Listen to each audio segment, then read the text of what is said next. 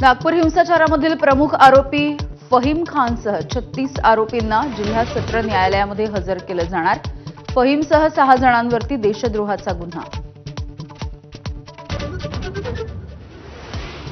नागपूरमधल्या राड्या आधीच CCTV footage समोर, काही तरुण रेकी करत असल्याचंही चित्रित। व्हिडिओ सोशल मीडियावरती व्हायरल, पोलिसांकडून तपास सुरू। पुण्याच्या हिंजवडीमधील टेम्पो जळीत कांड प्रकरणाला धक्कादायक वळण, चालकानेच गाडी पेटवल्याचं तपासामधून निष्पन्न। चौघांचा जीव घेतल्याप्रकरणी गुन्हा दाखल, सीसीटीव्ही समोर।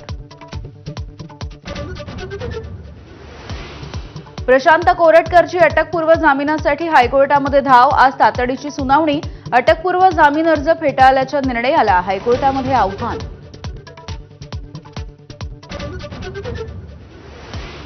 येत्या शैक्षणिक वर्षापासून इयत्ता पहिलीसाठी सीबीएसई पॅटर्न, शालेय शिक्षण मंत्री दादा भुसे यांची माहिती।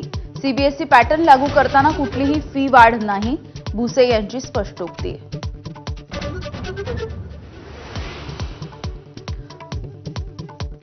खोट्याचं नाटक कराल तर बूमरँग होईल, दिशा प्रकरणावरती उद्धव ठाकरेंचा सत्ताधाऱ्यांना इशारा। प्रकरणाशी संबंध नसल्याचंही स्पष्टीकरण। तर 5 वर्षांपासून बदनामीचा प्रयत्न, कोर्टात बोलू, आदित्य ठाकरेंची प्रतिक्रिया।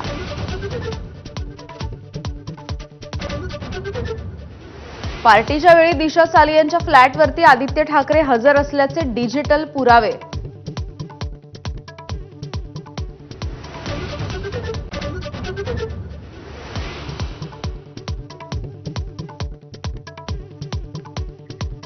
आयपीएलमध्ये चेंडूच्या लकाकीसाठी लाळेचा वापर करण्यासाठी बीसीसीआयची परवानगी। कोरोनामुळे 4 वर्षांपूर्वीची बंदी हटवली, वेगवान गोलंदाजांना होणार फायदा। एबीपी माझा, उघडा डोळे बघा नीट।